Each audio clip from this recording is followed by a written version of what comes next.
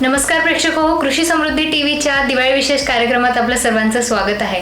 आज आपण येऊन पोहोचलेलो आहोत डॉक्टर वैशाली आगलावे यांच्या क्लिनिकमध्ये, ज्या तज्ज्ञ प्रशिक्षक आहेत महाराष्ट्र कुटुंब कल्याण मध्ये आणि तसेच त्या प्रधान समुपदेशक आहेत पोलीस पब्लिक कोऑर्डिनेशन महाराष्ट्र शासन मध्ये आणि तसेच त्यांचं क्लिनिक आहे, काउन्सिलिंग सेंटर आहे डॉक्टर वैशालीज आयुर्वेदा म्हणून, त्या तिथल्या मॅनेजिंग डायरेक्टर आहेत. तर आज आपण त्यांच्यासोबत संवाद साधूया आयुर्वेदाबद्दल, दिवाळीबद्दल आणि कोरोनाबद्दल, अशा भरपूर साऱ्या चर्चा आपण त्यांच्यासोबत करूया. तर चला त्यांच्याच कडे आपण प्रश्न विचारूया, आपले प्रश्न ठेवूया. तर नमस्कार मॅडम. सर्वात पहिले तुम्हाला दिवाळीच्या हार्दिक शुभेच्छा. मला सुद्धा थँक्यू. तर आता दिवाळीचा सण सुरू आहे, सोबतच कोरोनाची भीती सर्वांमध्ये निर्माण झाली आहे. तर तुम्हाला काय म्हणायचं आहे की कोरोना आणि दिवाळीचा काही संबंध आहे का, की जसं म्हणत आहे की कोरोना वाढू शकतो यावेळेस, त्याचा त्रास होऊ शकतो दिवाळीचा? ॲक्च्युली करोनाबद्दलच लोकांमध्ये जी भीती आहे तीच चुकीची भीती पसरलेली आहे. करोना असं काही खूप मोठा डिसीज नाहीच आहे. ॲक्च्युली त्याला फक्त एक नामकरण झालं आहे आजच्या कंडिशनला. अशी कितीतरीच डिसीज आहे की त्याला नामकरण झालेलं नाही आहे. तर त्या नवीन नामकरण झाल्यामुळे, नवीन त्याचं नाव दिल्यामुळे आपण घाबरून जाऊन त्याला एक दहशतचं रूप देऊन लोकांमध्ये दहशत निर्माण करणं हे चुकीचंच आहे. म्हणजे आम्ही लोक करोनाला मानत पण नाही आयुर्वेदवाले, कारण आयुर्वेदामध्ये डिसीजचं नावाची गरज नाही आहे. आयुर्वेदामध्ये जे 5,000 वर्षापूर्वी सांगितलेल्या गोष्टी आहेत त्या आजही तशा आणि तशाच उपयोगाच्या आहेत, तशाच आपण वापरतो. आणि तेच डिसीजला फक्त हे लोक नवीन नाव देतात. रोग आणि डिसीज हे तेव्हाही पण होते, आज पण आहे आणि राहतील पण आहे. फक्त नामकरण झाल्यामुळे तुम्हाला भीती वाटत आहे. आणि करोनाचं जे काही लक्षण आहे, जे काही आहे हे ऑलरेडी आधी पण होतं, फक्त आपण त्याला नाव न दिल्यामुळे आपल्याला ती भीती निर्माण झाली आहे. तर आजच्या कंडिशनला आयुर्वेदामध्ये आम्ही एकदा करोनाला नाहीच मानत, पण जी गोष्ट आहे लोकांमध्ये दहशत निर्माण, कसं होतं की आयुर्वेदामध्ये मनाला विचार केला आहे. तुमचं मन जर कमजोर असेल तर तुम्हाला डिसीज होणार. मन करारे प्रसन्न सर्व सिद्धीचे कारण. म्हणजे असं आहे की काही तुम्हाला मिळवायचं असेल तर पहिले तुमचं मनच स्थिर असायला हवं, मनच स्ट्रॉंग असायला हवं. इथे कसं झालं आहे, करोनाच्या भीतीमुळे मनच दूषित झालं आहे. मन दूषित झालं आहे म्हणण्यापेक्षा कमजोर झालं आहे. बरोबर. तर ते कमजोर झाल्यामुळे काय होतं की तुमचं मन कमजोर झाल्यावर तुम्हाला भीती निर्माण झाल्यामुळे कुठलाही डिसीज, त्याच्यासाठी करोनाच नको आहे, कुठला पण डिसीज सहज लागेल तुम्हाला. कारण तुमची इम्युनिटी, तुमचे विचार, तुमच्या शरीरातली जी काही क्रिया असते तुमच्या विचारावर अवलंबून असते. तुम्ही पॉझिटिव्ह विचार कराल तुम्हाला पॉझिटिव्ह रिझल्ट मिळतात, तुम्ही निगेटिव्ह विचार कराल तुम्हाला निगेटिव्ह रिझल्ट मिळणार. इथे कसं होतं की भीतीच एवढी पसरली की लोकांच्या डोक्यामध्ये निगेटिव्हच विचार येतात की मी त्या करोनाच्या याच्यात मी तर नसेल ना. त्या भीतीपोटी काय होतं की सगळ्या गोष्टी एक्सेप्ट होऊन राहिल्या, बॉडी घेऊन राहिली. म्हणजे जे कमजोर मनाचे आहेत त्या लोकांनाच तयार होऊन राहिल्या. आता आम्ही फिरायला जात होतो, आमच्यामध्ये आम्ही 4-5 जणी मैत्रिणी आहोत, त्यात एक कपल येतं. तर आम्ही 4 जणींनी मास्क नाही लावले. मीच पहिली होती की मास्क नाही लावायचा, कारण इतकं सकाळचं वातावरण एवढं शुद्ध असतं. त्या शुद्ध हवेत तुम्ही जर मास्क लावून फिराल तर तुम्ही शुद्ध हवा इंटेकच नाही होणारच नाही. आणि इव्हन मास्क कुठे लावायचा, मास्क फक्त हॉस्पिटलला लावायचा, पेशंटनी लावायचा, डॉक्टरनी लावायचा, ते पण हॉस्पिटलला. तुम्हाला बाहेर लावायची गरजच नाहीये. आणि पब्लिक प्लेसला पण ऍक्च्युली कसं होतंय की तुम्हाला तितकी गरजच नाहीये, कारण तुमचा जो मास्क आहे तुम्ही बघा ना, सरळ साधं उपाय आहे, तुम्ही तोंडाला लावताय, कार्बन डायऑक्साईड बाहेर, कार्बन डायऑक्साईड तेच इंटेक होते. तेच इंटेक होते. म्हणजे साधी गोष्ट आहे ना, असं की खूप मोठा विचार करायची, खूप त्याच्यावर संशोधन करायची गरज नाहीये. बरोबर. म्हणजे एक साधं उदाहरण आहे ते. म्हणजे तुम्ही जर श्वास घेता तर ते बाहेर पण टाकत आहेत, मग घाण बाहेर टाकत आहे ना, मग घाण तिथे सेव्ह होत आहे, मग तीच घाण तुम्ही परत घेताय, तर तुमची इम्युनिटी कशी राहणार आहे? वीक होणार आहे. मग तुम्ही त्याच्यात करोनाच नाही तर बाकीचे पण डिसीज तुम्हाला होणारच आहे. बरोबर. तर ती भीती फक्त पेशंटच्या मनापेक्षा लोकांच्या मनातून ती दहशत आहे, ती जी आहे ती आपल्याला घालवायला हवी. अच्छा. आणि आयुर्वेद ही मागील 3,000 वर्षांपासूनची उत्तुंग चिकित्सा पद्धती मानली जाते, सर्वात जुनी आणि सर्वात महत्त्वाची चिकित्सा पद्धती मानली जाते. तर तुम्ही आयुर्वेद निवडलं, याच्या मागचं काय कारण होतं? ॲक्च्युली मी आयुर्वेद निवडलं नाही आहे, खरं सांगायचं म्हणजे. मला माझी फील्ड वेगळी होती पण माझे आजोबा यात होते. माझे आजोबा वैद्य होते, अच्छा. आयुर्वेदिक वैद्य. तर ते लोकांना अख्ख्या गावात ते प्रसिद्ध होते तिकडल्या साईडला पूर्ण. म्हणजे छोट्या मोठ्या कुठल्याही गोष्टी, पण ते औषध सांगायचे नाही. ते नेमके काय द्यायचे हे मला कधीच सांगितलं. मलाच नाही, कोणालाच नव्हतं माहिती की ते औषध काय देतात.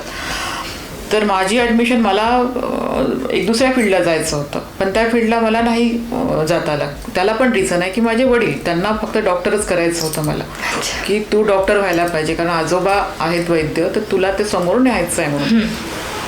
पण मला नव्हती आवड, कारण माझ्या फील्ड म्हणजे माझी मम्मी पण पब्लिक हेल्थचा सुपरवायझर होती, पप्पा पण होते. त्याच्यामुळे माझ्याकडे सगळे लोक यायचे, ते डॉक्टर्स सगळे रोजचं ते होतं. तर त्यांचं ते लाईफ मला बिलकुल कधी नाही आवडलं. कारण कधी उठून जाणे, कधी हे करणे, कोणी येणार. म्हणजे माझ्याकडे सण हा नावाचा गोष्ट त्या दिवशी झाला नाही. म्हणजे ज्या दिवशी सुट्टी असेल त्या दिवशी सण साजरा करत होतो आम्ही. त्याच्यामुळे मला ते कधी हे नाही झालं. पण पप्पांनाच मी ॲडमिशन घेऊन आली एका ठिकाणी. मी पॅकिंग करण्यासाठी घरी आली की मला सगळं घेऊन मुंबईला जायचं. आणि त्याच रात्री पप्पांना अटॅक आला. पप्पांना अटॅक आल्यामुळे मम्मीने लगेच ॲडमिट वगैरे केलं. सगळं झाल्यानंतर मम्मीने मला उठवलं माझ्या रूममधून की पप्पांना ॲडमिट केलं आहे. मग मी पण गेली हॉस्पिटलला. पप्पांनी फक्त एकच वाक्य म्हटलं, वैशू तू ॲडमिशन घे, लोकाला मिळत नाही, तुला मिळत आहे. ज्यासाठी डॉक्टरसाठी लोक असं खूप क्रेज आहे डॉक्टरची आणि खूप प्रयत्न करतात, ती तुला सहज उपलब्ध आहे, तुला मिळून राहिली आहे, तर तू ॲडमिशन घे. तर मला ते तेव्हा नाही म्हणता नाही आलं. मग जबरदस्तीनं फॉर्म भरण्यात आलं, सगळं झालं ती गोष्ट. इव्हन 1 वर्ष मी खूप पंगे घेतले कॉलेजमध्ये की मला यांनी रस्टिकेट करायला हवं म्हणून, की मी इथून निघायला हवी बा म्हणून. पण ते पण नाही झालं. शेवटी मग नाही म्हटलं आता करायला हवं, कारण 1.5 वर्षाचा कोर्स असतो फर्स्ट इयर आमचं. 1 वर्ष तर पंगे घेण्यातच गेले. मग 6 महिने शेवटचे म्हटलं नाही अभ्यास करायला हवा, आपल्याला निघायला पाहिजे. मग तिथून सुरुवात झाली. म्हणजे पप्पाने म्हटलं की नको नाही करायचं तर तू सोडून दे, इथपर्यंत आली होती गोष्ट. मग आजोबांनी पण हे केलं, नाही म्हणे वैशू तुला इतका चांगला चान्स मिळतोय, तर त्या गोष्टीचा तू फायदा घ्यायला पाहिजे. मग तिथून सुरू झालं आयुर्वेदाचं. पण कसं असतं कॉलेजला जे शिकवायला हवं, जे लेक्चर व्हायला हवे, जे हे व्हायला पाहिजे, आजच्या पिढीपेक्षा आम्हाला खूप कमी मिळालं ते. म्हणजे जिथे आम्ही शिकलो तिथे आम्हाला सेल्फ स्टडी होता जास्त, तुम्हाला स्वतः करा आणि स्वतः समोर जा म्हणून. तर त्या ह्याच्यात हळूहळू ती आवड निर्माण झाली. तर नंतर मग इतकं हे झालं की फक्त आयुर्वेद आणि आयुर्वेदच राहिलं. नंतर मी प्रॅक्टिस पण मी इथे नागपूरला येऊन ट्रान्सफर केली होती गव्हर्नमेंट कॉलेजला, कारण आमच्या तिथे खूप सारे पेशंट नव्हते ज्या तिथे मी झाली तिथे. त्याच्यामुळे मी गव्हर्नमेंट हॉस्पिटलला ट्रान्सफर केली होती.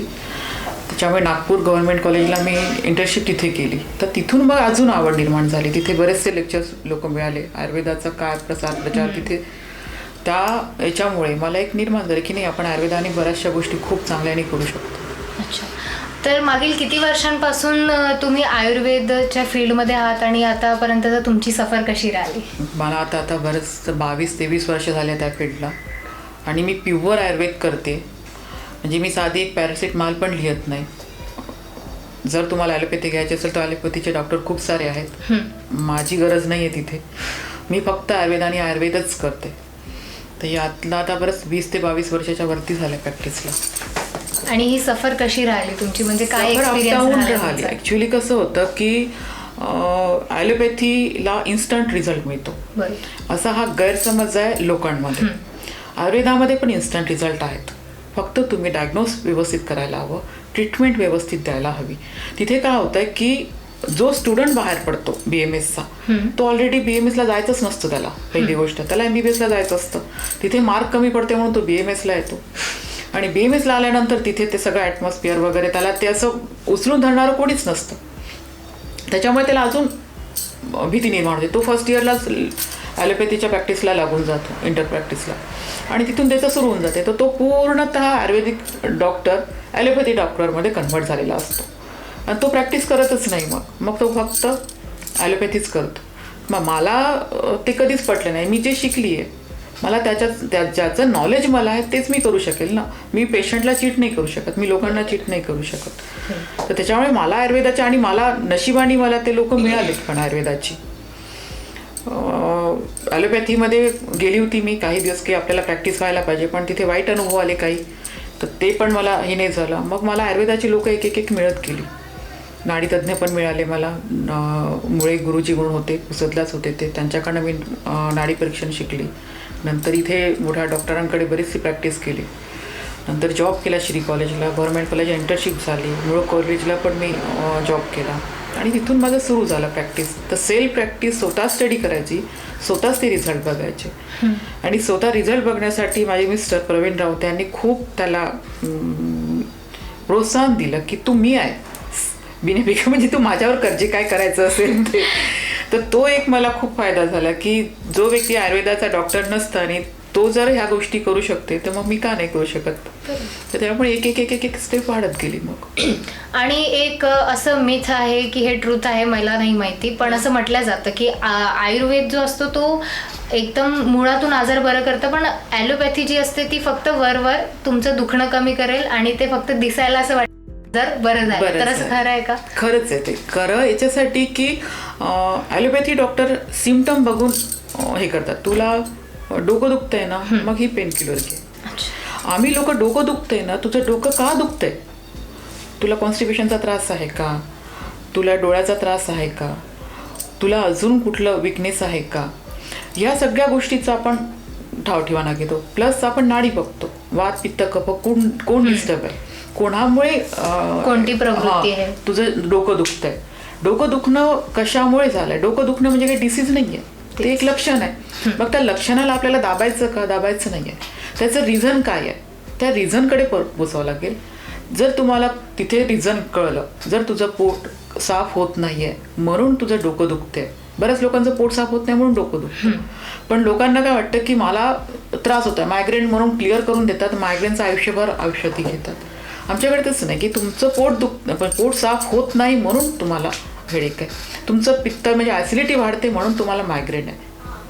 मग आम्ही काय करू, पित्ताला कमी करू, तुमचं पोट साफ करू आधी, त्याला ते मूळ जे आहे त्या मुळाला आपण कव्हर करू, तर आपोआप ते लक्षण असंच कमी होईल. त्याच्यासाठी तुम्हाला पेन किलर घ्यायची गरज नाही आहे. आम्ही आयुर्वेदिकवाले मेडिसिन सेलर नाही आहेत, आम्ही वैद्य खरोखर. हो, म्हणजे तुम्ही कोणत्याच औषधीची ऍडव्हर्टाइजमेंट करत नाही. ॲलोपॅथीमध्ये कसं होतं की तुझं बीपीला तुझा त्रास आहे, तुझं आयुष्यभर बीपीसाठी औषध देतात. तुला शुगर झाली आहे, तुझी शुगर कधीच जाणार नाही, ती तुला आयुष्यभर औषधी पोहोचवतात. तुला मरेपर्यंत औषध तुम्हाला घ्यायचं आहे म्हणते. तुम्हाला हार्ट पेशंट आहे, त्याच्यातून त्याला बाहेर कधीच नाही कळते लोक, तुम्हाला आयुष्यभरासाठी औषधी देऊन टाकतात. आम्ही लोक ते नाही करत. मग ते वैद्य डॉक्टर म्हटल्यानंतर तुम्हाला त्या डॉक्टरच्या त्या पेशंटचा डिसीज रोग निघायला हवा त्याच्यातून, तर तुम्ही डॉक्टर आहात. नाही तर तुम्ही सेलर आहात ना, मेडिसिन सेलर आहात. ते आम्ही नाही. म्हणजे ते असं होऊन जातं की तुम्ही पुरात उभे आणि तुम्हाला छत्री दिली जाते की नाही, आणखी पाऊस जो येते तुम्ही त्याच्याशी वाचा, पण तुम्हाला त्या पुरातून बाहेर नाही काढणार. बरोबर. आणखी मला सांगा की म्हणजे दिवाळीचा जो सण आहे याच्यामध्ये असं म्हटलं गेलं आहे की पोल्युशन होत आहे आणि त्याच्यामुळे कोरोनाचा आजार वाढत आहे, तर त्याच्यावर आयुर्वेद काय म्हणेल की खरंच असं त्याचा प्रभाव पडतोय का त्याच्यावर? नाही, त्याच्यावरच नाही. ॲक्च्युली प्रदूषण खूप वाढलेलं आहे. तो फक्त करोनावरच परिणाम नाही करत आहे, हे प्रदूषण सगळ्यावरच परिणाम करत आहे. आपल्या प्रत्येक गोष्टीवर प्रदूषण होऊन राहिलं आहे. आपण खातो ते पण रासायनिक फूडच खातोय, आपण पॅकबंद फूडच खातोय, जेव्हा की ह्या गोष्टी नकोच आहे. त्याच्यासाठी दिवाळीचे फटाके फक्त कारणीभूत नाही आहेत. त्याच्यासाठी करोना आहे बा म्हणून तुम्ही दिवाळीचे फटाके फोडू नका, हे काही नाही आहे. तुम्ही म्हणजे फटाके फोडायचं असेल तर तुम्ही 100 झाडे आधी लावा ना. आपल्याकडे नागपूरमध्ये म्हणा की सगळ्या भारतामध्ये रोड खूप छान झाली आहेत, त्याच्याबद्दल धन्यवाद देऊ आपण नितीन गडकरी सरांना. पण त्यांनी त्याच्यासोबत झाडाची कटिंग पण खूप केली आहे. त्याच्यासोबत तुम्ही झाडं पण तेवढे लावले असेल तर आम्ही डबल त्यांचं स्वागत केलं असतं आणि याच्यासाठी त्यांना अजून थँक्यू म्हटलं असतं. पण झाडे न लावल्यामुळे उष्णता किती वाढून गेली.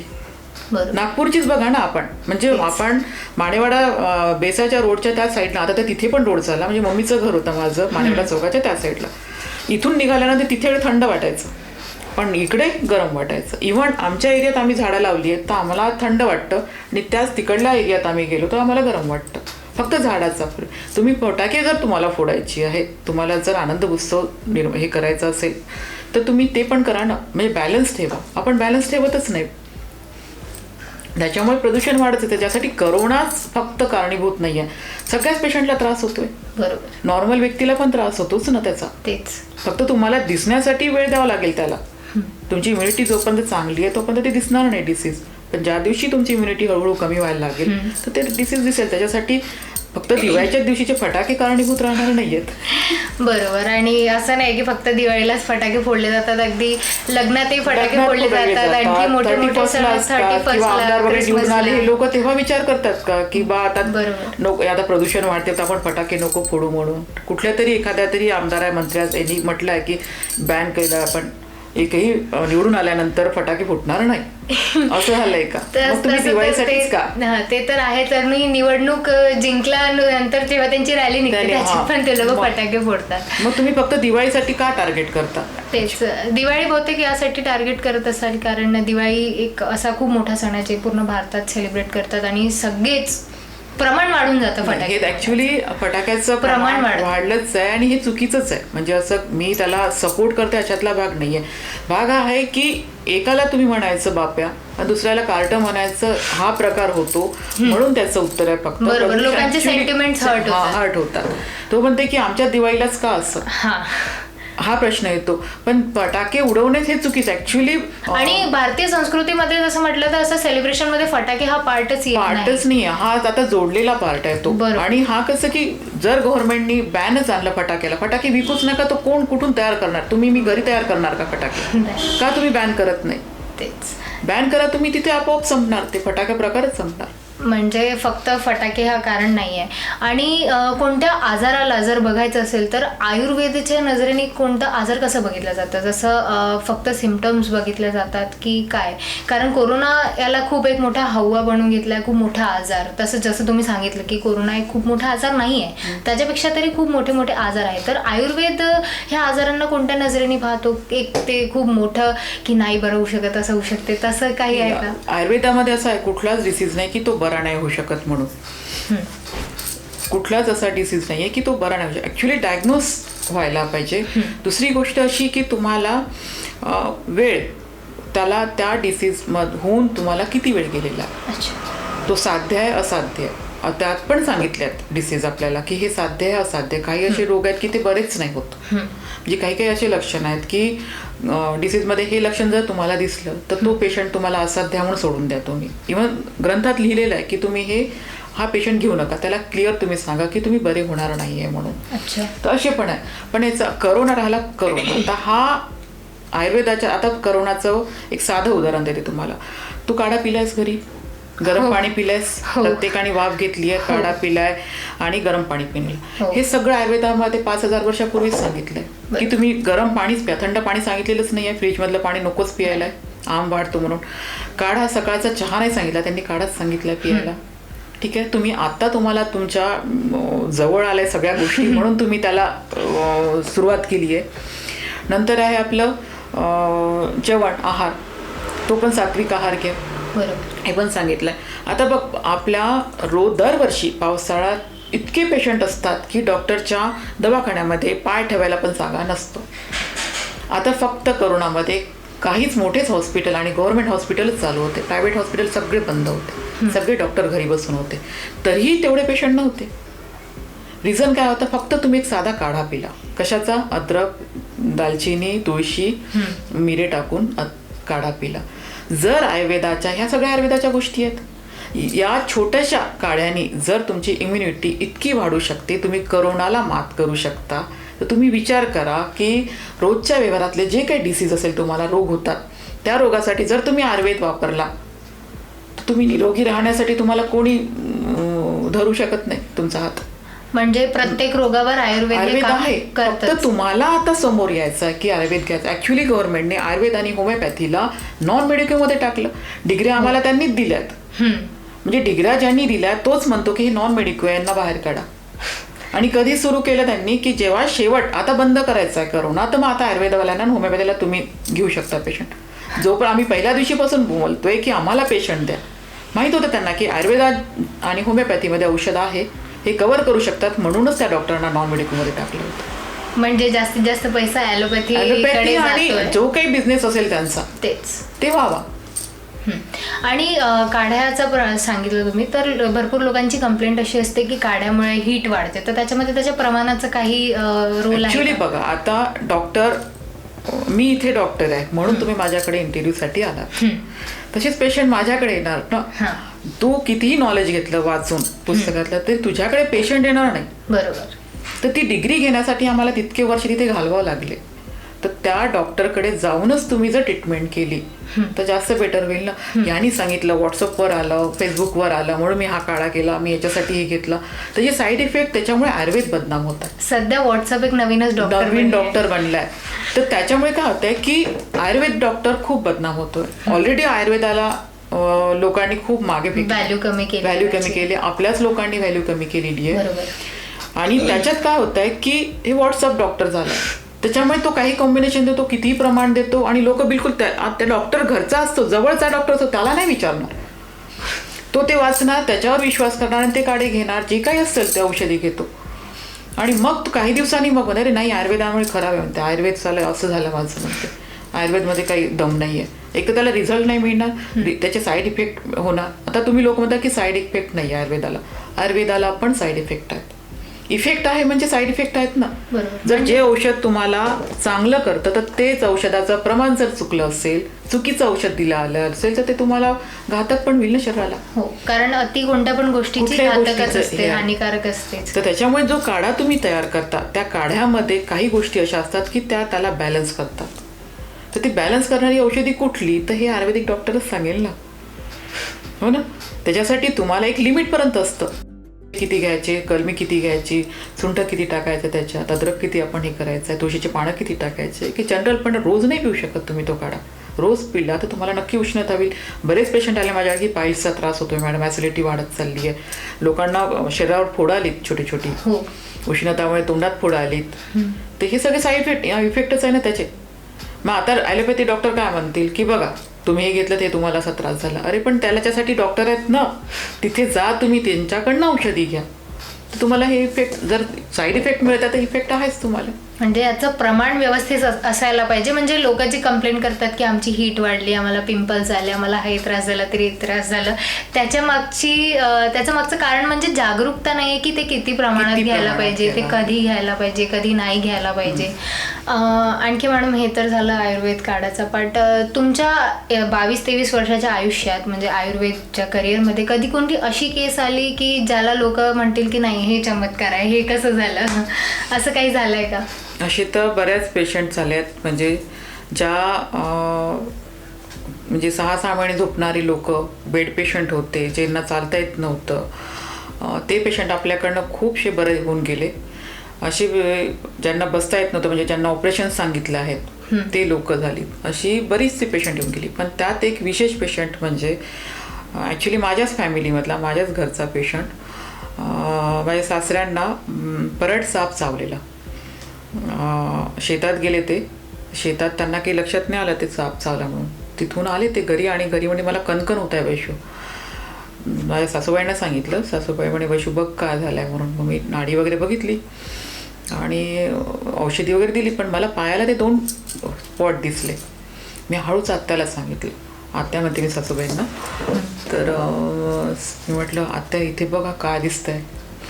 तर माझी म्हणजे माझ्या मिस्टरांची आजी पण होती तेव्हा, म्हणे वैशू हे सापाचं आहे, सांगितलं तर बाबांना हे होईल आहे. तर तेव्हा माझी घाबरली होती. म्हणजे मी विचार पण नाही केला की आपण आता सापाच्या याच्यासाठी आता आपण काय करायचं म्हणून. नाही, कारण जनरली सापाचं असं असतं की लोकांची भीतीमुळे जास्त वाढते, मग तो साप विषारी असो की नसो. पण नाही, तो परडचा होता ऍक्च्युली. तर ते मग आपण डॉक्टर केले, सगळं डॉक्टर झाला. GMC मध्ये आपण घेऊन गेलो. त्या 2-3 दिवसातच तो खूप स्प्रेड झाला. म्हणजे पूर्ण पायाचा एवढा भाग पूर्ण खराब होऊन गेला. तो हळूहळू चालला होता. मग माझ्या मिस्टरांचं परत वैशू करू शकतो, तू करू शकते, तू कर. मी नाही करणार. म्हणजे मला बिलकुलच माझी हिंमत नव्हती. म्हणजे पेशंट आपण दुरुस्त करू शकतो, आपल्या घरचा, एक तर घरचा आणि रिलेशनमध्ये असलं किंवा आपलं नातं असलं की त्या पेशंटला आपण हात लावायला जुळलेले असतात. तर आपण सगळं झालं, वैद्य झाले, धागेदोरे झाले, जे काय करता येईल फॅमिलीमध्ये सगळं यांनी सांगितलं. इथे तो हे आहे गुरु आहे, इथे तो वैद्य आहे, इथे तो डॉक्टर आहे, सगळे डॉक्टर झाले. असं आम्ही 1-1.5 महिना फिरलो. मग GMC मध्ये शेवटी GMC मध्ये म्हणे की डॉक्टर काळे सर काहीतरी होते तिकडे सर्जन. ते म्हणे की आपल्याला ग्राफ्टिंग करावं लागेल याच्यावर. ग्राफ्टिंग करताना करंगळीचे 2 बोटं निकामी होतील.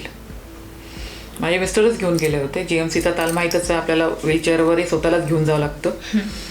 ते गेले तर त्यांनी ते सगळं सांगितल्यामुळे काय होते म्हणे, ते 2 बोटं गेले तर काही फरक पडणार आहे का डॉक्टर? पण मुलाच्या समोर जर वडिलांचं जर असं सांगितलं तर मुलाला थोडंसं हे येऊनच जातं की माझ्या एक तर वडील आणि त्यांच्या समोर तुम्ही डायरेक्ट सांगत आहे की ते 2 बोटं निकामी राहतील, ते पडतील म्हणे, असे ढिले पडून राहतील बा. तर त्यांच्या एकदम ते आहेच तापट त्याला एकदम ते घेऊन गेलं की त्यांनी नाही म्हणे, नाही करायचं म्हणे. आणि त्यांनी तिथे दोघांना, आईवडिलांना एकदम ओरडाओरडी झाली त्यांची. मला फोन आला, मी घरी होती. वैशू म्हणे पेशंट घ्यायला तयार आहेस का? मला तरी मी हिंमत माझी नव्हतीच.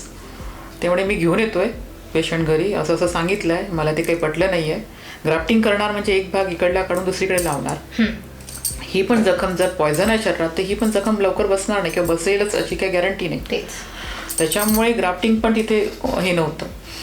आणि प्रत्येकाने भीती निर्माण केली होती त्यांच्या ह्याच्यात की हा साप चावला तर बापा, तो साप चावला तर तो इतक्या दिवसांनी गेला, त्याचा पाय सडतच गेला, मग त्याचा पाय कापलाच, मग त्याचा हात कापला, असं एक रोजची भीती त्यांच्या डोक्यात. ती पण एक मेंटल प्रेशर. त्याच्यामुळे घरातही सगळं वातावरण. माझा विल पॉवर स्ट्रॉंग नव्हता तेव्हा, म्हणजे काहीच नाही. मी त्यात नव्हतीच की मला ट्रीटमेंट करायची आहे. पण मिस्टरांचा फोन आल्यानंतर त्याने मी पेशंट घेऊन येतोय, मी सोबत करू शकतो आपण. म्हटलं मग तू सोबत आहे तर ठीक आहे घेऊन यावा. तरी मी घरी येईपर्यंतही मी अशी काही खूप कॉन्फिडंट होती बा, असला काही प्रकार नव्हता. म्हणजे मी वीकच होती त्या बाबतीत की माहीत नाही बा, पण हा तो आणतोय, आता काय करायचं आपल्याला. घरी आल्यानंतर त्यांना मग आंघोळ वगैरे करू दिली आम्ही. मग याने सांगितलं की तू सुरू कर बिंदास ट्रीटमेंट, जे काय करायचं आहे ते मी सोबत आहे. मग आमचे काढे वगैरे सुरू केले. ते वनस्पती आपल्या आजूबाजूलाच ज्या सापडतात औषधी, त्याचेच आपण रस काढले आणि ते सुरू केले ड्रेसिंग करणं वगैरे. दोघं मिळूनच. मी फक्त सपोर्ट होते. मेन सपोर्ट मिस्टरांचाच होता. म्हणजे डॉक्टर मी असता, सॉरी डॉक्टर तोच बनला होता तेव्हा. आणि सुरू झालं ते. त्याला 45 वगैरे दिवस लागलेत त्याला कड येण्यासाठी. त्याची रोजच्या आम्ही एका तासाने म्हणजे 15-15 मिनिटांनी आम्ही त्याचं ड्रेसिंग करायचं. ते पूर्ण पस त्या याला लिहायचा. 15-20 मिनटं झाले की परत दुसरा लेप, तिसरा लेप. तो त्याची ही वाढत गेली, वेळ वाढत गेली. म्हणजे 15 मिनिटात जो भरत होता पसनी, तो मग अर्ध्या तासावर आला, 1 तासावर आला, मग 2 तासावर गेला. मग दिवसातून 3दा ड्रेसिंग करायचं, मग दिवसातून 2दा ड्रेसिंग करायचं. म्हणजे ते हळूहळू ते कमी होत गेलं. तर 45 ते म्हणजे 1.5 ते 2 महिने लागले आम्हाला ते पूर्ण कव्हर व्हायला. आणि नुसत्या आयुर्वेदच्या ड्रेसिंगनी आणि औषधीनी ते पूर्ण बरं झालं. म्हणजे हा एक चमत्कार होता लोकांसाठी पण सांगण्यासाठी. आणि माझ्याही आयुष्यातला तो खूप मोठा चमत्कार होता. पण मी एकटी नव्हती त्यात, मिस्टर होते. आणि त्या म्हणजे मला पूर्ण क्रेडिट मला त्यालाच द्यायला पाहिजे, कारण मी डॉक्टर असताना मी ती कॉन्फिडंट नव्हती की मी हे करू शकते म्हणून. आणि ती जी झाली होती तर ती सर्जरीच दिसत होती. म्हणजे असं वाटतं की सर्जरी केली आहे. तर कोणी म्हणतच नव्हतं की ही जखम आयुर्वेदाने बसली आहे. नाही म्हणे तुम्ही सर्जरीच केली आहे. म्हणजे ते 2 जे बोटं हे होत नव्हते, निकामी होणार होते, ते 2 बोटंही वाचलेत. पेशंटही दुरुस्त झाला. आणि ते घरच्या घरी तब्येत बरी असाच प्रकार झाला. आणि आता ते चांगलं. चला, हे तर खूप छान गोष्ट आहे. आणि म्हणजे फार आनंद वाटतो की घरच्या घरी. म्हणजे कसं होतं की जवळचा पेशंट म्हटलं की नाही तो कॉन्फिडन्स आहे. तेच त्या पेशंटमुळे काय झालं की आता मुलांना कुठला डॉक्टर आपल्या फॅमिलीला ट्रीटमेंट करत नाही. म्हणजे 99% डॉक्टर रेफरच करतो दुसऱ्या डॉक्टरांना. तो स्वतः ट्रीटमेंट नाही करत आपल्या फॅमिलीची. बरोबर. मी पण होती त्यातच. पण तो इन्सिडेंट झाल्यामुळे घरात आता मी इतकी कॉन्फिडन्स झाले की मी माझ्या पोरांना पण सगळ्यांना मी आता ट्रीटमेंट करू शकते. आता बिंदास करते की नाही आता आपण ते करू शकतो म्हणून. तेव्हा तुम्हाला एक मेंटल सपोर्ट म्हणून तुमचे हस्बंड म्हणजे त्यांचाच तो पूर्ण रोल होता. तेच. तर आता मेंटल सपोर्टची गोष्ट आली आहे तर या काळात मेंटल हेल्थवर खूप फोकस केला जात आहे, कारण खूप लोक सुसाईड करत आहे आणि केसेस वाढले. डिप्रेशन, स्ट्रेस, एन्झायटी आजकाल खूप कॉमन झालं आहे एकदम. म्हणजे लहानच्या पोरांना एन्झायटी होते, डिप्रेशनमध्ये चालले जातात. तर यावर तुमचं काय, ॲज अ काउन्सिलर तुम्हाला काय म्हणायचं आहे? ॲक्च्युली कसं होत आहे की फॅमिली डिस्टर्ब आहे आपली. आता तू पण खूप छोटी आहेस. म्हणजे आम्ही आमच्या वेळेपर्यंत तरी आम्ही जॉईंट फॅमिली बघितली की तेव्हा कसं होतं की काही पण झालं, बाबांनी रागवलं तर कोणाकडे जायचं? आजीकडे जायचं, आजोबाकडे जायचं. इथे आजी आजोबाच नाही आहेत तर तो मुलगा जाणार कुठे आहे?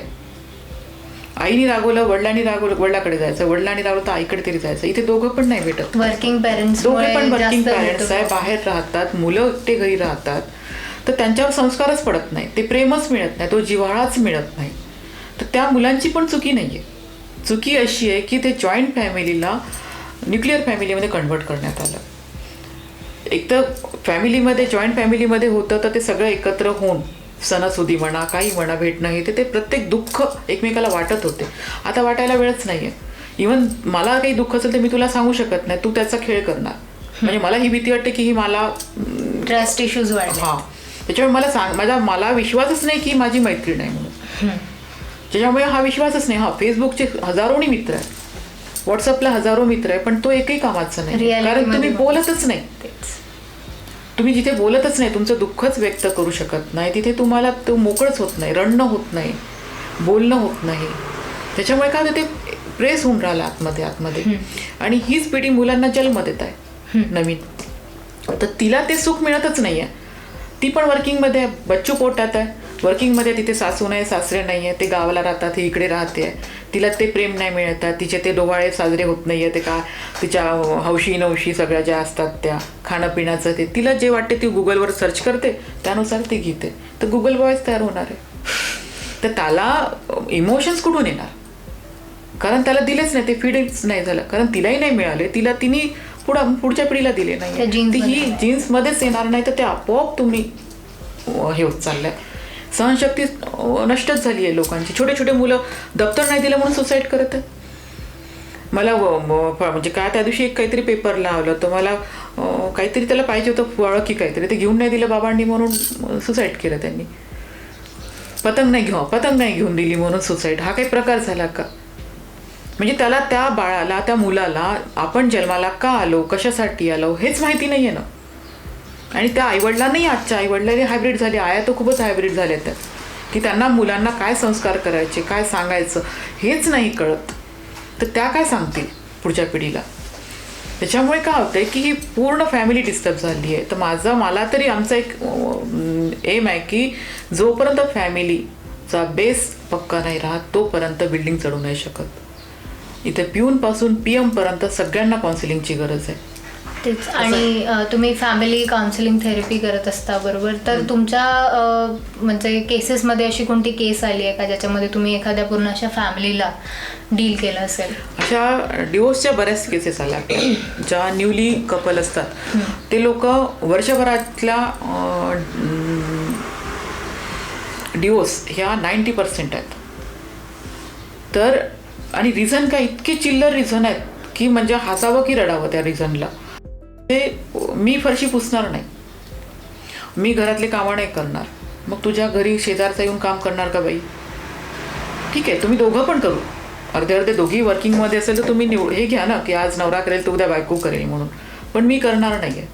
मग तिच्या आईला फोन जातो, तिचा एक तर फोन इतका भयानक झाला की हागलं मुलं गोड सगळ्या गोष्टी तिच्यापर्यंत पोहोचतात बरोबर लगेच. मग ती आई तिथून फोन करते, ती आई समजवणार नाही तिला. ती आई सांगते की माझी मुलगी शिकलेली आहे, ती कामं नाही करणार. आईचं जर हे असेल तर आम्हाला आमची मुलगी काही जड नाही आहे.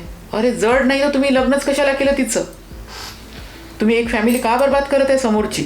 बरोबर. मला जड नव्हती तर तुम्ही तिला पाठवायचंच नव्हतं, घरीच ठेवायचं होतंच. एक फॅमिली तुम्ही डिस्टर्ब करत आहे, त्या मुलाचं त्याचं अख्खं आयुष्य खराब करत आहे. स्त्रीला तुम्ही कितीही शिका, कितीही करा. माझी आई सुपरवायझरमध्ये आपली हेल्थला, माझी आजी पण होती जॉबला, माझी पणजी पण शिकून होती. तर माझी आईची आई तिला नेहमी म्हणायची, 4 पुस्तकं शिकली आहे म्हणून तू काही जास्त हुशार नाही झाली आहे, तुझं घर तुलाच सांभाळायचं आहे. देशाची पंतप्रधानही झाली तू तरी तुझं घर, तुझी मुलं, तुझी फॅमिली तुलाच सांभाळायची आहे. हे सांभाळून जर तू करू शकत असेल तर तू स्त्री आहेस, नाही तर तू ना पुरुष राहशील ना स्त्री होशील. त्याच्यामुळे स्त्रियांनी एक अहम नको यायला तिला की मी खूप शिकली, मी खूप कमवते, मी सगळ्या गोष्टी करते. याचा अर्थ असा नाही की मला सगळं सूट आहे म्हणून. तिलाच सांभाळलं, कारण पुरुष नाही सांभाळू शकत. मुलाला जन्म पुरुष नाही देऊ शकणार ना, स्त्रीलाच द्यावं लागणार आहे. तर ते वात्सल्य तिच्याच पोटी जन्माला येणार आहे. तो देईल ना, तो साथ देईल. आधीच्या सारखी राहिले पण नाहीत आता. आता पिढी चेंज व्हायला लागली आहे. त्यालाही कळायला लागले की नाही, ही पण जॉब करते, आता मेल फार सपोर्टिव्ह झाले. आधीसारखं नाहीये तितकं, कारण आधी फॅमिलीमध्ये खूप लोक असायचे. आता नाही, आता दोघच जण राहतात. त्याच्यामुळे दोघांनाही माहिती आहे की मला आणि हिलाच करायचंय.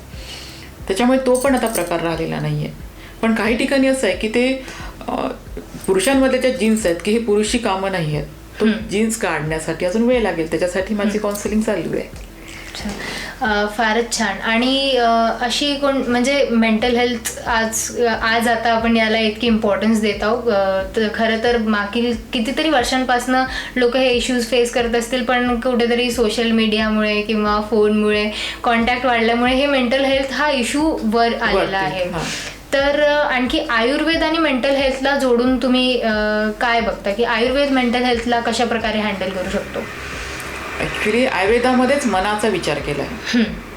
मन आहे म्हणून तुम्हाला मेंटल तुमचा हेल्थ पण आहे आणि वीक पण आहात तुम्ही. म्हणजे मनाला तुम्ही जर स्ट्रॉंग ठेवलं तर हे सगळे प्रॉब्लेम राहणार नाही.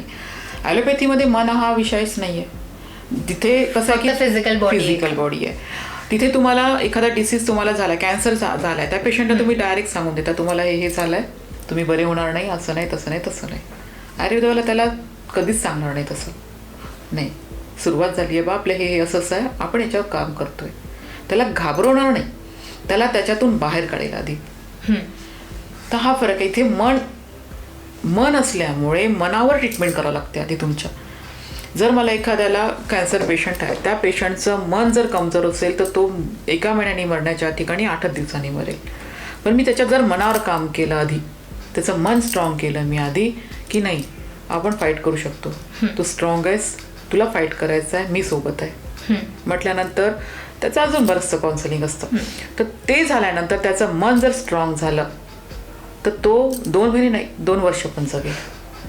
तिथे मन स्ट्रॉंग महत्वाचं आहे. तर मन स्ट्रॉंग करण्यासाठी फक्त आयुर्वेद त्याच्यासाठी उपयोगाचं आहे. कारण भरपूर सारे असे केसेस राहतात की खूप एकदम भयानक आजार असूनही ते लोक खूप वर्ष जगून घेतात, कारण त्यांच्या आतमध्ये ती विल पॉवर असते की नाही मला जगायचं आहे. आणि पॉझिटिव्हली घेतात तेच कुठेतरी त्यांची फॅमिली पण सपोर्ट त्यांना हवं असतं. आणि आजच्या काळात असं झालंय की सगळे आपल्या फोन आपली लाईफ मध्ये कोणाला वेळच नाहीये.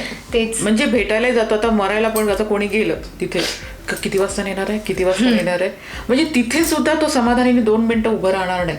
मी त्याला तीच घाई असते की किती वाजता झाला ना, इतका वेळ झाला, फक्त फॉर्मॅलिटी, फक्त मी आलोय, चेहरा दाखवला, निघालाय.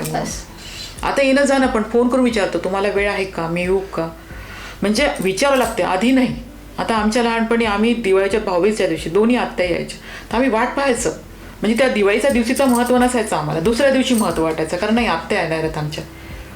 म्हणजे माझ्या काका, 2 आत्या, आम्ही, म्हणजे आमची एक वेगळी एक टीम होती मुलांची. तर ते आता मुलांना बघायलाच मिळतं, कारण एक तर आत्या, मामा, मावशी ह्या नाहीच राहिल्या. आता सगळे सोशल मीडिया, व्हॉट्सअप ग्रुप पर्यंत अटकून राहिले की कझिन्स आहे, सगळ्यांचा ग्रुप आहे, त्याच्यावर जेवढं नाही येणं जाणं नाही, मला वेळ नाही, मला असं नाही, मला तसं नाही. तेच. आणि कुठेतरी तुम्हाला असं वाटतं का एक कॉम्पिटिशन म्हणजे वरती आलाय खूप, इव्हन फॅमिलीमध्येच, की अरे म्हणजे भावाभावांमध्येच, अरे त्यांनी घर बनवलं का मग आपण पण हे करू, त्यांनी कार घेतली का आपण पण घेऊ. आणि हे कॉम्पिटिशन फक्त घरापर्यंतच नाही, त्यांनी आपल्या मुलांना पण पास आउट केलं आहे ते, की अरे बघ त्याचा मुलगा इतका, त्यांनी एवढे पर्सेंटेज घेतले. आणि त्याच्यामध्ये पण कुठेतरी मेंटल हेल्थ वर फरक पडतो, त्याचा प्रभाव पडतो का? पडतोच ना. कारण कसं होतं की तुम्ही जीवन काय आहे, तुम्ही कशासाठी आलात, तुम्ही काय करायला पाहिजे या जीवनामध्ये, ते तुम्हाला माहिती नसल्यामुळे तुम्ही फक्त कॉम्पिटिशनमध्ये आहात, रेसमध्ये आहात. तुम्ही जगणं सोडून दिलंय, धावत आहे पण माहितीच नाही का आपण कशासाठी धावतोय आपण आणि कुठे जाणार आहोत, धावून आपण कुठे पोहोचणार आहोत हेच माहिती नाहीये. त्याच्यामुळे काय होतं की रेसमध्ये सगळेच लागले आहेत आणि मी मागे पडू नये म्हणून मग माझे पोरं पाहिजे, माझे सगळेच जण पाहिजे रेसमध्ये. तर मी नाही करू शकली म्हणून मी माझ्या मुलांना सांगते, बघ मला नाही करता आलं ते, पण मी तुला हे देत आहे बरं, तू आता कर. पण त्याची इच्छा नाहीये ना. ते एक छान एक व्हिडिओ चालला होता व्हॉट्सअपवर, कधी कधी छान पण व्हिडिओ येतात तिथे किंवा काही पण असतात. तिथे एक टीचर लोकांचा शाळेतला व्हिडिओ दाखवला त्यांनी, की सगळे पॅरेंट्सला बोलवलं त्यांनी आणि पक्षी होते, हत्ती, प्राणी सगळे आलेत ते पण. तर फिश आली पोहायला, ते म्हणते पहा म्हणते किती छान पोहते फिश. ही सगळ्यांची शाळा भरली होती. काही लोक म्हणजे पाण्यात होते, काही जंगलात होते, काही वरती चढत होते झाडावर, असे तसे सगळे प्राणी संग्रहालय दाखवलं छान. आणि पॅरेंट्सला सोडून दिलं तिथे बघायला. तर कोणाला हत्ती आवडला मोठा, कोणाला वाघ आवडला, सगळे घाबरत आहे वाघ म्हणून, कोणाला माकड आवडलं, वरती वरती सगळं चाललंय म्हणून. तर आणि एका साईडला सगळी शाळेची मुलं ठेवली त्यांनी आपली. तर ती पॅरेंट्स काही म्हणत नाही बा हे प्राणी संग्रहालय आणि हे आमचं शाळा संग्रहालय बा, ही मुलं आहेत आणि हे आहेत. आता तुम्ही जर म्हणाल की हत्तीला झाडावर चढून दाखव, तर हत्ती चढेल का? किंवा फिशला म्हणेल की तू झाडावर चढ, तर ती पाणी सोडून बाहेर येईल का? तर प्रत्येक मुलांमध्ये कुठलं तरी एक गट्स आहे, तो एकच काहीतरी करेल. एक तर झाडावर चढू शकेल, नाही तर पोहू शकेल. तर आपल्या लोकांना काय झालं की नाही, तू पोहलाही चांगला पाहिजे, झाडावरही चांगला चढला पाहिजे, सगळ्यांना तू घाबरवू शकला पाहिजे. म्हणजे सगळ्या अपेक्षा एकाच मुलांमध्ये बघणं हे आपलं चुकीचं हे आहे. तर हे पॅरेंट्सला कळण्यासाठी वेळ लागत आहे. पण आता जी मुलं आता तयार होत आहेत ती एक सिंगल बेबी आहे. त्याच्यामुळे आईवडिलांना वाटते की नाही माझ्या मुलाला संगीत यायला पाहिजे, पोहता यायला पाहिजे, एकाच व्यक्तीकडनं आहे. तर तो बिचाराचा भांबरून गेलाय. तो काय म्हणते, जाऊ दे ना, मला काय करायचं मी करतोय म्हणते.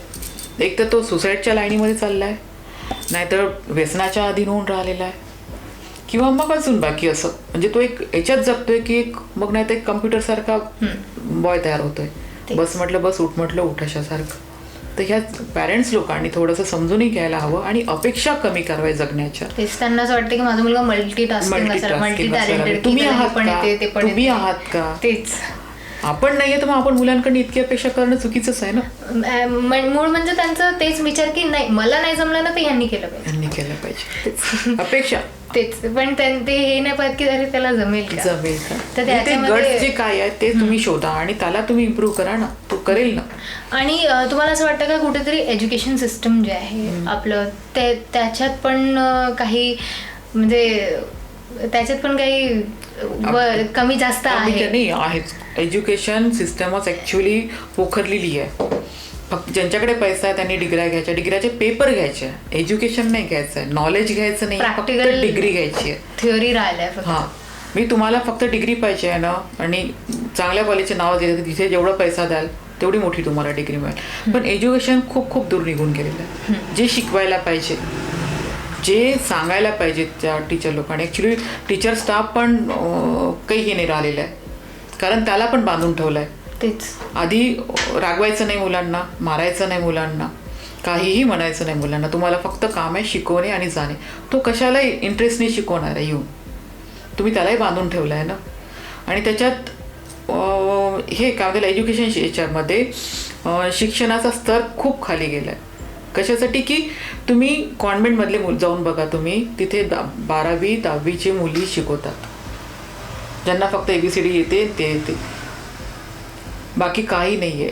म्हणजे जेव्हा की पाया जो असतो तो स्ट्रॉंग पाहिजे. नर्सरी प्री नर्सरीला जर चांगले टीचर असेल तर तो घडेल ना. बरोबर. पण तिथेच तुम्ही कचरा टाकून द्याल तर ते मुलांना काय शिकण्याची आवड निर्माण होईल. हां, तू एवढं पाठ करूनच आला पाहिजे, घोपणपट्टी नुसतं बस एवढं कर, त्याच्याकडनं तेवढं करून घ्यायचं, तर ती टीचर हुशार आहे. हे काही शिक्षणाची पद्धती नाहीये आणि शिकवण्याची पद्धत नाहीये. आणि आजकाल टीचर्सचं स्टुडंटचं तेवढं अटॅचमेंटच नाही आहे. म्हणजे आम्हाला आजही आमच्या टीचर लोकांची आठवण येते खूप. पण आताच्या पिढीला म्हणलं हे नाही, ते आई ती अरे नावं दिले त्यांना, ती अशी आहे ती तशी आहे. म्हणजे आता नाव इथे बोलायला नाहीये, पण मुलांच्या तोंडून ऐकायला ते चांगलं नाही वाटत. तेच, म्हणजे नुसतं बाजार बनवून ठेवलाय. आता मध्ये एक निलेश कराळे त्या सरांचे मी 2-3 व्हिडिओ बघितले. म्हणजे मला असं वाटलं की हे सर मला असते तर तेव्हा. म्हणजे त्यांची शिकवण्याची पद्धत आणि शिकवण्याची आतून जी इच्छा आहे त्यांची अशी तुटून की नाही, एकदा त्यांनी सर शिकवल्यानंतर आयुष्यभर तो विसरणार नाही. हे असे टीचर जर असेल, फक्त 10% टीचर असे आलेत ना एज्युकेशनमध्ये या पूर्णच्या, तर ते सगळं चेंज करून टाकतील. पण त्या लोकांना टिकवण्यासाठी या लोकांनी सपोर्ट केला पाहिजे, नाही तर अशा लोकांना टिकू पण देत नाहीत. पण ते 1 मॅन शो त्यांचा खूप छान चालू आहे आणि मला ते त्यांचे व्हिडिओ बरेचसे बघितले मी. म्हणजे मला बसते मी जेव्हाही मला हे झालं की त्यांचा लावून दिलं की काहीतरी नॉलेज मिळणार आहे आपल्याला आज, म्हणजे शिकण्याची अजून उत्साह निर्माण होतो त्यांच्या ह्यानी. आणि मी मुलांनाही दाखवत आहे की बघ काही नाही कळलं ते बघ हे टाकलं तर बघ तुला हे सगळं किती सोप्या भाषेत आणि सहज सांगतात हे सर. भरपूर चांगला आहे. तर कुठे ना कुठे आरोग्यावर शिक्षणाचा पण खूप फरक पडतो. खूप खूप परिणाम पडतो. सध्याच्या काळात मेंटल हेल्थवर फोकस केलं जात आहे आणि काउन्सिलर्सचा खूप महत्त्व वाढत आहे. प्रत्येकजण आजकाल काउन्सिलिंगसाठी प्रिफर करत आहे स्वतःला. तर एका काउन्सिलरच्या नजरेने तुम्हाला काय भविष्यात दिसतोय? तुम्ही काही प्लॅनिंग केलं आहे का की खूप साऱ्या लोकांना जमा करायचं आणि काहीतरी प्रोग्राम करायचा? नाही, प्लॅन तर खूप मोठा प्लॅन आहे, पण त्याच्या आधी मला असं सांगावंसं वाटते की काउन्सिलिंगसाठी काउन्सिलर परफेक्ट हवा. आता हायकोर्टामध्ये डिवोर्सच्या केसेस चालू आहेत, तर तिथे रिझल्ट नाही मिळत आहे. तिथे कोण बसलं आहे? MSW की जे काउन्सिलर नाही आहेत. तुम्ही MSW झाल्यानंतर तुम्ही काउन्सिलिंग करू शकता असं नाही होत. तुम्हाला प्रॉपर ती डिग्री पण हवी, ते तुम्हाला सेन्स हवा, तुम्हाला त्या व्यक्तीच्या भावना पण कळल्या पाहिजे. हे तो सेन्स हवा ना तुमच्याजवळ. MSWची डिग्री घेतल्यानंतर तुम्ही काउन्सिलर नाही होऊ शकत. आणि हेच चूक हायकोर्टाने पण केलेली आहे. हायकोर्टाला लोकच नाही मिळाले काउन्सिलर, तर त्यांनी MSW तिथे अपॉइंट केले. तर आज त्यांना रिझल्टच नाही मिळत आहे. डिवोर्सचे केसेस होत आहेत, ते काउन्सिलिंगला पाठवतात, ते डिवोर्सच होत आहे. ते पॅचअप नाही होऊन राहिला, त्यांचा ब्रेकअपच होत आहे बिचाऱ्यांचा. तर म्हणजे माझ्या याच्यातल्या आम्ही जवळपास 20 ते 22 पेशंट, असे पेशंट म्हणण्यापेक्षा क्लायंट आहे ते लोक. हे तर म्हणजे इंजिनियर, डॉक्टर्स, IT मध्ये काम करणारे, म्हणजे चांगले एज्युकेटेड फॅमिलीमधले जे लोक डिवोर्सपर्यंत पोहोचलेले लोकांना आपण परत मागे आणून त्यांची फॅमिली सेटल करून ते चांगले जगत आहेत. तर हे कसं होतं की तुम्हाला काउन्सिलिंग करता पण आली पाहिजे, त्याच्यातून तुम्हाला बाहेर काढता पण आलं पाहिजे. पण कसं होतं की कोर्टामध्ये तो प्रकार होऊन राहिल्यामुळे आता मध्ये एक ॲप्लिकेशन हे पण आलं, ते फॉर्म पण निघाले होते, तर मी पण टाकला होता तिथे फॉर्म काउन्सिलर पाहिजेत म्हणून. तर त्यांनी मग ते काहीतरी झालं ते मंडळाचं आणि हायकोर्टाचं, तर ते स्थगिती आली त्याला. तर त्यांचं लेटर आलं मला हायकोर्टाचं की मॅडम तुम्ही इथे डिस्ट्रिक्ट कोर्टला तुम्ही जॉईन करा म्हणून, म्हणजे तुम्ही तिथे अप्लाय करा आणि तिथून तुम्हाला सुरू होईल तुमचं म्हणून. तर मला असं वाटतं की काउन्सिलर महत्त्वाचे आहेत. मी एकटी काउन्सिलिंग किती करणार आणि किती लोकांना करणार करून. तर काउन्सिलरही तयार व्हायला पाहिजे. तर माझा उद्देश हा आहे की माझ्यासारखे असे हजारो काउन्सिलर जेव्हा तयार होतील तेव्हा आपण काहीतरी काम करायला लागू. तर त्याच्यासाठी आम्ही इन्स्टिट्यूटचं प्लॅन करतो आहे. त्याच्यात आपण एज्युकेशनल, इन्स्टिट्यूशनल आणि फॅमिली असं आपण त्याच्यात 3 भाग केलेले आहेत. फॅमिलीमध्ये सगळं फॅमिलीमध्ये येणार आहे, इन्स्टिट्यूटचं संस्था वगैरे असं येणार आहे, आणि एज्युकेशनचं पूर्ण मग एज्युकेशन पूर्ण कसं काय करिअर वगैरे वगैरे काय काय राहिलं आहे म्हणून. तर ह्या फील्डमधले प्रत्येक फील्डमध्ये वेगवेगळे लोक लागतील, कारण प्रत्येकाला प्रत्येक नॉलेज असतं अशातला भाग नाही. एखादा व्यक्ती फक्त फॅमिलीलाच काउन्सिलिंग चांगलं करू शकतो, एखादा व्यक्ती एज्युकेशनमध्ये तो हे असेल. जसं आता निलेश करांगळे सर सारखे लोक, यांना जर त्या याच्यात आपण बसवलं, जर काही पॉईंट दिले ना आपण त्याच्यातून त्यांना हे समोर सांगितलं की सर तुम्ही असं पण करू शकता म्हणून काउन्सिलिंगवर, तर ते एज्युकेशनच्या सिस्टमला एकदम वरच्या याच्यातून घेऊन जातील, वरच्या स्तरावर घेऊन जातील. तर अशी लोक आपल्याला जेव्हा जुळत जातील, आपण तयार तर करतच आहोत, पण अशी लोक जुळत जातील आपल्याला एक एक एक एक, तर तो एक मोठा एक काय म्हणतात प्लॅटफॉर्म तयार होईल. आणि त्याने आपण लोकांना काउन्सिलिंगचं नॉलेज आणि हे दोन्ही पण, म्हणजे काउन्सिलिंग पण करायचं आणि ते काउन्सिलर पण तयार करायचं असा आमचा उद्देश आहे. आणि जगाच्या पाठीवर प्रत्येक ठिकाणी व्यक्ती फ्री माइंडनी राहायला पाहिजे, रिलॅक्स राहायला पाहिजे, जीवनाची व्याख्या कळली पाहिजे, जीवन जगता आलं पाहिजे, हा उद्देश आहे. आणि फॅमिली महत्त्वाची आहे. जिथे फॅमिली स्ट्रॉंग आहे तिथेच व्यक्ती समोर जातो. आणि जे मोठे मोठे लोक होऊन गेलेत आता, ऋषीमणी म्हणा की मोठे मोठे संत होऊन गेले, ते सगळे काउन्सिलर होते, चांगले काउन्सिलर होते, म्हणूनच त्यांचं आपण नाव घेतो आज. आणि ते पिढीला खूप काही देऊन गेलेले आहे, नवीन पिढीला. ते काउन्सिलिंग चांगले करू शकत होते म्हणून त्यांचा इतका प्रभाव होता, लोक त्यांच्या विचारांना फॉलो करत आहेत. तर त्याला नाही आपण तेवढं, तर ऍटलिस्ट 10% तर आपण घेऊन समोर जाऊ शकतो. तर त्यासाठी आम्ही सगळ्यांची गरज आहे. ते वन मॅन शो नाहीये, सगळे मिळून आपल्याला करण्याचा तो भाग आहे. म्हणजे युनिटी येईल त्यानंतरच काही आपण करू शकतो. आणि एक गृहिणी म्हणून, एक काउन्सिलर म्हणून आणि एक आयुर्वेदाचार्य म्हणून तुम्हाला काय मेसेज द्यायचा आहे सर्वांना? करोनाला न घाबरता तुम्ही सात्विक फूड खा, आज आपण दिवाळीचे सगळे पदार्थ केलेले आहेत. तर ते पदार्थ का केले आहेत आपल्याकडे? आपले सण आपल्या धर्मामध्ये म्हणण्यापेक्षा आपल्या संस्कृतीमध्ये जे सण सांगितले ते सगळे सायंटिफिक सण आहेत. म्हणजे एकही सण असा नाही आहे की त्याला सायन्सचा जर विचार केला आपण, विज्ञानाचा विचार जर जोड लावली आपण, तर आपल्याला कळेल की हे का. आज आपल्याला दिवाळीमध्ये आपण सगळे पदार्थ केले आहेत. लाडू केले आहेत, काय म्हणतात त्याला, चकली केली आहे, चिवडा केला आहे, शंकरपाळी, हे सगळे तळण्याचे पदार्थ आहेत. तर ही दिवाळी जी असते ती हिवाळ्यात येत असते. हिवाळ्यात अग्नी स्ट्रॉंग झालेला असतो, बाहेर थंडी असते आणि आतमध्ये शरीर काय करत असते, उष्णता असते, ती त्याला साठवून ठेवायची असते. तर उष्ण म्हणजे काय की अग्नी वाढलेला असतो. तर अग्नी वाढला म्हणजेच काय की तो पचनशक्ती त्याची स्ट्रॉंग झालेली असते. त्याच्यामुळे जड अन्न, हेवी अन्न तो पचवू शकतो. म्हणून आपल्याला दिवाळीला हे सगळे पदार्थ खायला सांगितले आहेत आणि ते खायलाच पाहिजे. खाऊन तुम्ही वजन वाढवणार नाही आहे, तर तुमच्या शरीराला तेव्हा गरज असते, कारण हा साठा तुम्हाला वर्षभर टिकवायचा असतो. हिवाळ्यात हेल्थ बनवायची असते. तर ती हेल्थ आपल्याला ह्या खाण्यामधूनच मिळत असते. त्याच्यामुळे तुम्ही बिनधास्त सगळ्या गोष्टी खा. फक्त इतकं नका खाऊ की पोटाच्या वरती नका खाऊ. त्याचे 4 भाग असतात. आयुर्वेदामध्ये सांगितलं आहे की 2 भाग तुम्ही खा, 1 भाग पाण्यासाठी ठेवा आणि 1 भाग खाली ठेवा. तर तेवढं अन्न खा जेवढं तुम्हाला पचायला. नाही तर अन्न पण पॉयझन व्हायला वेळ लागत नाही. आणि पॉयझनला पण जर शुद्ध करून खाल्लं तर ते मेडिसिन म्हणून काम करतं. तर एवढं नक्की लक्षात ठेवा. आणि करोनाला न घाबरता, न दहशत निर्माण करता, स्वतःही त्या दहशतीमध्ये न राहता दुसऱ्यांनाही दहशतीतला बाहेर काढा. आणि दिवाळीच्या सणाला तुम्ही खूप एन्जॉय करा. आणि सगळ्यांना माझ्या मनपूर्वक शुभेच्छा. अशीच दिवाळी खूप आणि आनंदाने आणि सुखाने जावी हीच तुम्हाला प्रार्थना. धन्यवाद. धन्यवाद मॅडम, खूप छान आजचं सेशन राहिला. बरं वाटलं तुमच्याशी बोलून. आणि एक मला प्रश्न विचारायचा राहिला. मी मगापासून पाहते की ते मागे मातीची सुरळी आहे, ते मातीचे ग्लासेस आहे. याच्या मागचं काय कारण? म्हणजे जनरली मोठ्या मोठ्या क्लिनिक्समध्ये बघायला मिळतं की महागडे ग्लासेस ते लोक वापरतात, काचेचं महत्त्व राहतं त्यांच्याकडे. तिथे तुम्ही मातीचं वापरलं आहे, म्हणजे काय कारण आहे? महागडे किमती पैशाने महाग येते, पण महागडे ही वस्तू आहे की ही मातीची आहे. ऍक्च्युली मातीचेच भांड्यामध्ये आपण आधी सगळं अन्न शिजवायचं. पंचमहाभूतापासून आपण बनलोय. आपण पंचमहाभूतामध्येच विलीन पण होणार आहोत. तरच त्याच्यातलीच एक भाग घेऊन आपण हे सगळे भांडे वगैरे बनवले होते आणि त्याच्यात आपण अन्न शिजवायचं. तर ते अन्न शिजवल्यानंतर मातीच्या भांड्यामध्ये शिजवलेलं अन्न खराब नाही होत. पहिली गोष्ट. मोठ्या मोठ्या मंदिरामध्ये अजूनही माठामध्ये शिजवतात प्रसाद, तर तो प्रसाद खराब नाही होत.